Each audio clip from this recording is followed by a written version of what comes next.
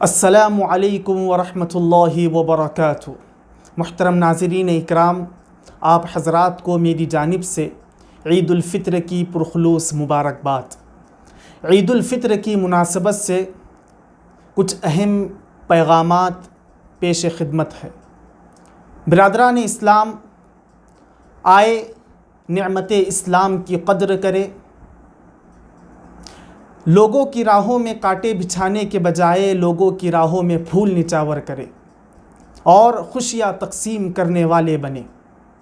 خیر خواہی، صلہ رحمی اور معافی کو اپنی پہچان بنائے، اختلاف و انتشار کو پس پشت ڈال کر اتحاد و اتفاق کی فضا برقرار رکھے۔ نبی کریم صلی اللہ علیہ وسلم نے ارشاد فرمایا، الا اخبرکم بافضل من درجۃ الصیام والقیام والصدقہ، قالوا بلا، قال اصلاح ذات البین۔ اللہ کے رسول صلی اللہ علیہ وسلم نے ارشاد فرمایا، اے لوگو، کیا میں تمہیں ایسے عمل کی خبر نہ دوں جو نماز، روزے اور صدقے کے درجے سے بھی افضل ہے؟ صحابہ نے کہا، ضرور بتلائے اے اللہ کے رسول۔ آپ صلی اللہ علیہ وسلم نے ارشاد فرمایا، اصلاح ذات البین، آپس میں صلح رکھنا، آپس میں بنا کر رکھنا، اتحاد و اتفاق کی فضا کو قائم رکھنا، یہ وہ عمل ہے جو نماز، روزے اور صدقے کے درجے سے بھی افضل ہے۔ لہٰذا ضرورت اس بات کی ہے کہ ہم اختلاف و انتشار کے تمام بندھن کو توڑ کر اتحاد و اتفاق کی فضا کو برقرار رکھیں اور اتحاد و اتفاق اور پیار و محبت کی فضا کو قائم رکھیں۔ دوسرا پیغام یہ ہے کہ ہم اپنے اخلاق و کردار کو سنواریں۔ یاد رکھیں، ہمیں اللہ رب العزت نے امت دعوت بنا کر مبعوث فرمایا ہے، اور ہماری دعوت اسی وقت مؤثر ہوں گی تب جب کہ ہمارے اخلاق درست ہوں گے، ہمارے اخلاق اچھے ہوں گے۔ رسول اکرم صلی اللہ علیہ وسلم نے ارشاد فرمایا، ان احبکم الی احاسنکم اخلاقا الموطؤون اکنافا الذین یألفون ویؤلفون۔ تم میں سے میرے نزدیک سب سے بہتر وہ ہے، سب سے محبوب وہ ہے جو اخلاق کے لحاظ سے سب سے اچھے ہے۔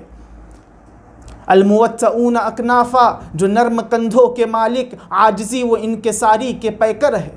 الذین یألفون ویؤلفون، جو مل جل کر رہتے ہیں اور محبت کیے جاتے ہیں۔ آج ضرورت اس بات کی ہے کہ ہم ہمارے اخلاق کو سدھاریں، ہمارے اخلاق کی اصلاح کریں۔ ہمارے اخلاق کیسے ہونے چاہیے؟ ہمارے اخلاق حضرت ابو بکر صدیق رضی اللہ عنہ کی طرح ہونے چاہیے کہ جب مکہ میں مسلمانوں پر ظلم و ستم کے پہاڑ توڑے جا رہے تھے، مسلمانوں کو ستایا جا رہا تھا، اور ابو بکر صدیق رضی اللہ عنہ نے مکہ سے ہجرت کا ارادہ فرمایا۔ آپ مکہ چھوڑ کر نکلے، راستے میں ایک سردار ابن دگنہ سے آپ کی ملاقات ہوئی۔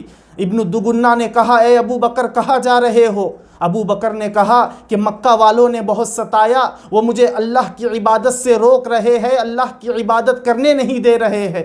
ابن دگنہ نے جب یہ سنا تو ابو بکر کی جانب دیکھ کر کہا، یا ابا بکر مثلک لا یخرج ولا یخرج۔ کہا، اے ابو بکر، تم ہمارے شرفاء میں سے ہو، تم ہمارے معززین میں سے ہو، کسی کی مجال نہیں ہے کہ وہ تمہیں مکہ سے نکال دے۔ یہ ابو بکر کے اخلاق تھے، یہ ابو بکر کا کردار تھا کہ ابن دگنہ یہ بات کہنے پر مجبور ہو گیا، یا ابا بکر مثلک لا یخرج ولا یخرج۔ اے ابو بکر، تمہارے جیسے کو نہ نکالا جا سکتا ہے اور نہ ہی وہ خود سے نکل سکتا ہے۔ ضرورت اس بات کی ہے کہ ہم ویسے اخلاق کو اپنائیں، ویسے کردار کو اپنائیں۔ محترم حضرات، اسی طریقے سے میرا تیسرا پیغام یہ ہے کہ آج ضرورت اس بات کی ہے کہ ہم خدمت خلق کو اپنا شعار بنا لیں، ہماری ذات سے لوگوں کو فائدہ پہنچے۔ رسول اکرم صلی اللہ علیہ وسلم نے ارشاد فرمایا، خیر الناس من ینفع الناس، کہ لوگوں میں سب سے بہتر وہ ہے جو سب سے زیادہ نفع پہنچانے والے ہیں۔ ہمیں उम्मत नाफ़े बनना होगा, नफ़ा पहुँचाने वाला बनना होगा, समाज को कुछ देने वाला बनना होगा, सोसाइटी को कुछ देने वाला बनना होगा, तभी हमारा वजूद जो है वो किसी पर बोझ नहीं होगा। और याद रखे, कुरान कहता है वो अम्मा मा यनफ़उन्नास फ़यमकुसु फ़िल अर्ज़, जो चीज़ लोगों को नफ़ा पहुँचाती है वो ज़मीन में ठहर जाती है। लिहाजा ज़रूरत इस बात की है कि हम खिदमत खल्क़ को अपना शिआर बना लें और एक उम्मत वाहिद बन कर रहे, जसद वाहिद बन कर रहे। रसूल अकरम सल्लल्लाहु अलैहि वसल्लम ने इरशाद फरमाया था, तरल मुमिनीन फ़ी तराहुमिहिम व तवाद्दिहिम व तआतुफिहिम कमसलिल जसद इज़ा इश्तक़ा मिन्हु उज़वुन तदाअ लहु साइरुल जसद बिस्सहरी वल हुम्मा, कि कहा आप ईमान वालों को देखेंगे कि वो आपस में मोहब्बत करने में, आपस में नरमी बरतने में, आपस में प्यार और मोहब्बत में वो एक जिस्म के आज़ा की तरह इकट्ठा है।